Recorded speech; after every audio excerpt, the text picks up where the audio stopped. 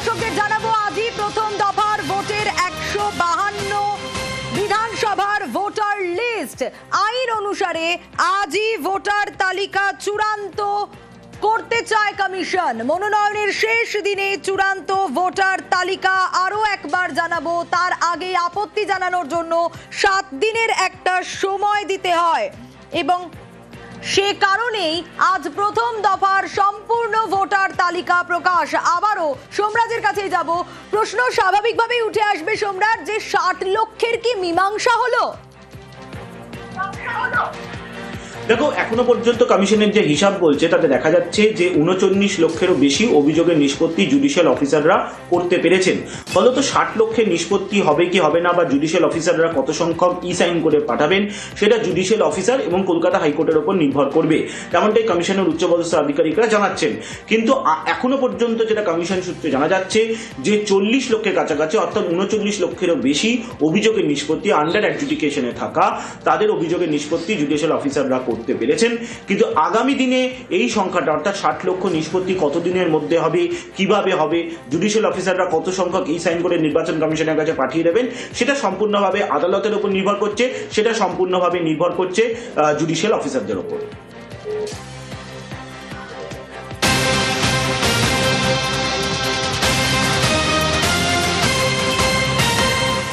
আরো একবার জানাবো, আজই প্রথম দফার ভোটের 152 বিধানসভার ভোটার লিস্ট এবং আইন অনুসারে আজই ভোটার তালিকা চূড়ান্ত করতে চায় কমিশন, কারণ মনোনয়নের শেষ দিনে চূড়ান্ত ভোটার তালিকা, তার আগে আপত্তি জানানোর জন্য 7 দিনের একটা সময় দিতে হয়। আর সে কারণেই আজ প্রথম দফার ভোটের সম্পূর্ণ তালিকা প্রকাশ হবে।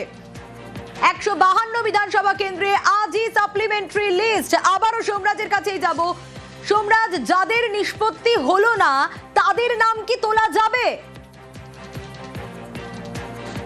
দেখো, যাদের নিষ্পত্তি হলো না তাদের নাম তোলা যাবে বা তারা কিভাবে যুক্ত হবেন চূড়ান্ত ভোটার তালিকায়, এটা অবশ্যই সুপ্রিম কোর্টের বিবেচনার মধ্যে রয়েছে বা সুপ্রিম কোর্টের বিবেচনার মধ্যে থাকবে। তুমি জানো, আর কিছুদিনের মধ্যেই সুপ্রিম কোর্টে শুনানি রয়েছে বাংলার এসআইআর নিয়ে, এবং সেই এসআইআর এর শুনানিতেই গোটা বিষয়টি স্পষ্ট হবে বলে মনে করছেন কমিশনের আধিকারিকরা।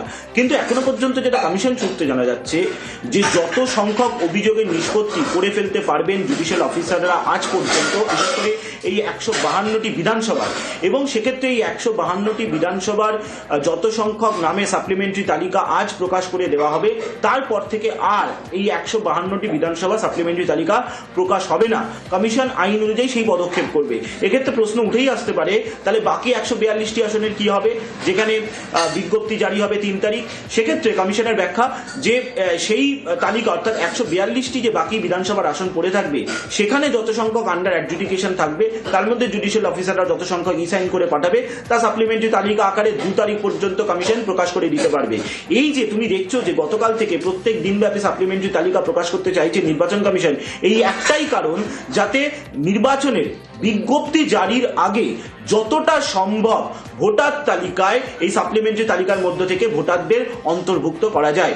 সেই কারণেই কিন্তু প্রত্যেক দিন ব্যাপী এই সাপ্লিমেন্টারি তালিকা প্রকাশ করছে কমিশন, যেটা গতকাল করেছে, আজ করেছে। আজ 152টি বিধানসভা আসনের যে সর্বশেষ তালিকা থাকবে সেটা প্রকাশ করে দেওয়া হবে। তারপর থেকে কাল থেকে 152টি বিধানসভা আসনের যে বিধানসভাগুলিতে কাল ভোটের বিজ্ঞপ্তি জারি হয়ে যাবে, সেই বিধানসভাগুলি সাপ্লিমেন্টারি তালিকা প্রকাশ করা হবে না।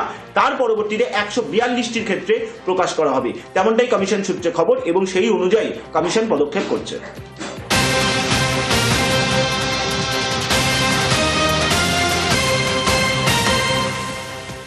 আজই প্রথম দফার ভোটের 152 বিধানসভার ভোটার লিস্ট এবং আইন অনুসারে আজই ভোটার তালিকা চূড়ান্ত করতে চায় কমিশন। মনোনয়নের শেষ দিনে চূড়ান্ত ভোটার তালিকা, এবং আমাদের দর্শকদের মনে যে প্রশ্নগুলো ঘোরাফেরা করছে সেই প্রশ্নের উত্তর খোঁজার চেষ্টা করছি। আবারও সোমরাজের কাছেই যাব, সোমরাজ, এই তালিকা আজ কখন প্রকাশ হতে পারে? সবচেয়ে ইম্পর্টেন্ট যে বিষয়টা, যে কখন প্রকাশ করতে পারে? দেখো, আজকে 152টি বিধানসভার মোট ভোটার তালিকা কিন্তু প্রকাশ হবে না, সাপ্লিমেন্টারি তালিকা প্রকাশ হবে। মোট 152টি বিধানসভার যে চূড়ান্ত ভোটার তালিকা, সেটা মনোনয়নের শেষ দিনে প্রকাশ করে দেওয়া হবে নির্বাচন কমিশনের তরফে, অর্থাৎ 6 তারিখ প্রথম দফার যে ভোট, তার মনোনয়নের শেষ দিন হচ্ছে 6 তারিখ। 6 তারিখে প্রকাশ করে দেওয়া হবে।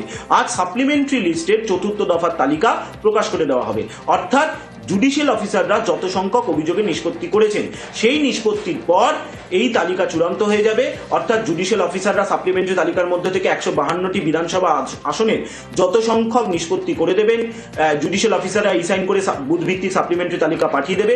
তার তালিকা আজ রাতের মধ্যে প্রকাশ হয়ে যাবে চতুর্থ দফা সাপ্লিমেন্টারি তালিকা হিসাবে। এবং এর ক্ষেত্রে যেটা বলার বিষয় হচ্ছে, এই যে এতদিন পর্যন্ত অর্থাৎ 4টি যে সাপ্লিমেন্টারি 152টি বিধানসভা আসনের, তার মধ্যে যত ভোটার যুক্ত হয়ে গেল 152টি বিধানসভা আসনের জন্য, সেটা লক করে দিল নির্বাচন কমিশন। আজ রাতের মধ্যে লক করে দিল, অর্থাৎ আজ রাতে সেটা চূড়ান্ত হয়ে গেল। এই যে তুমি দেখছো যে 7 দিন সময়সীমা থাকবে, এক্ষেত্রে কেউ যদি আপত্তি জানায় ভোটার তালিকা নিয়ে, বা কেউ যদি ফর্ম 6 দেয় বা ফর্ম 7 দেয়, সেটাই 7 দিনের মধ্যে যুক্ত হয়ে যাবে। সেই কারণেই মনোনয়নের শেষ দিনে চূড়ান্ত ভোটার তালিকা এই 152টি বিধানসভা আসনে কোন কোন আসনে কত পুরুষ ভোটার, কত মহিলা ভোটার, বিস্তারিত তালিকা কমিশনের তরফে প্রকাশ করে দেওয়া হবে। আজ এই 152টি বিধানসভা আসনের শেষ সাপ্লিমেন্টারি লিস্ট প্রকাশ করা হবে। তারপর থেকে আর 152টি বিধানসভা আসনের কোনো সাপ্লিমেন্টারি লিস্ট প্রকাশ করা হবে না, কারণ কাল বিজ্ঞপ্তি জারি হয়ে যাবে। কমিশনের আইন বলছে বিজ্ঞপ্তি জারির একদিন আগে, অর্থাৎ রাত 11:59 মধ্যে যে সাপ্লিমেন্টারি লিস্ট প্রকাশ হবে সেটাই চূড়ান্ত হবে এবং সেটাই ভোটার তালিকার মধ্যে অন্তর্ভুক্ত হয়ে যাবে। তারপর পরবর্তী ক্ষেত্রে কি হবে সেটা অবশ্যই সুপ্রিম কোর্টের উপর নির্ভর করবে। একেবারে সোমরাজ, অবশ্যই নজর থাকবে।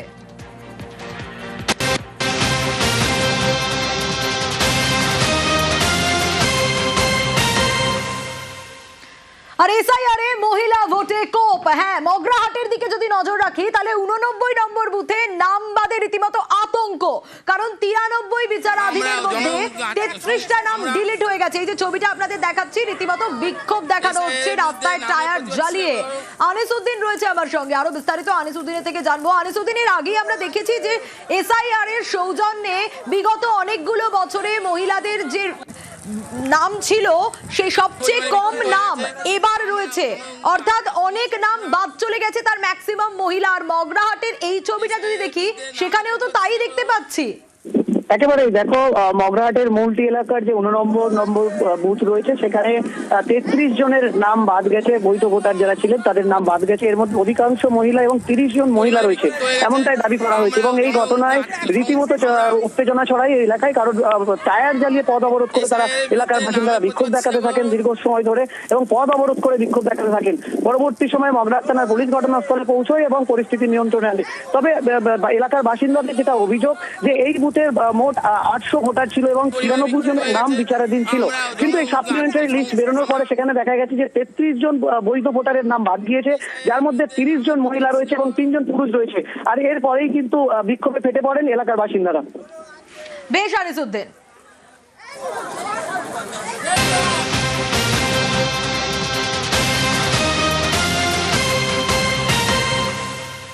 আর মগরাহাটের পাশাপাশি আলিপুরদুয়ারে নজর রাখবো, সেখানেও একই রকম ঘটনা। একটা ওয়ার্ডে 32 জনের নাম বাদ চলে গেছে। আলিপুরদুয়ারের 6 নম্বর ওয়ার্ডে 32 জন বাদ, 52 জন বিচারাধীনের মধ্যে 32 জন বাদ। আরো বিস্তারিত জানাবে রাজকুমার রয়েছে আমার সঙ্গে। রাজকুমার, এই যে 32 জন বাদ, এদের মধ্যে মহিলার সংখ্যা কত? একদমই সোনিয়া, দেখো এই যে 32 জনের যে নাম বাদ গেছে তার মধ্যে যেটা অভিযোগ উঠেছে 18 জন হচ্ছে মহিলা, এবং আরো চাঞ্চল্যকর অভিযোগ যে এই যে 18 জন মহিলার নাম বাদ গেছে তারা প্রত্যেকেই লক্ষ্মীর ভান্ডার পান। অর্থাৎ এখানকার যে এই যে ওয়ার্ড 6 নম্বর ওয়ার্ডের কাউন্সিলরের অভিযোগ যে লক্ষ্মীর ভান্ডারে যারা টাকা পাচ্ছে, রাজ্য সরকারের অনুদান যারা পাচ্ছে, তাদেরকে বেছে বেছে নাম বাদ দেওয়ার একটা চক্রান্ত করা হচ্ছে বলে এরকম একটা অভিযোগ তোলা হয়েছে।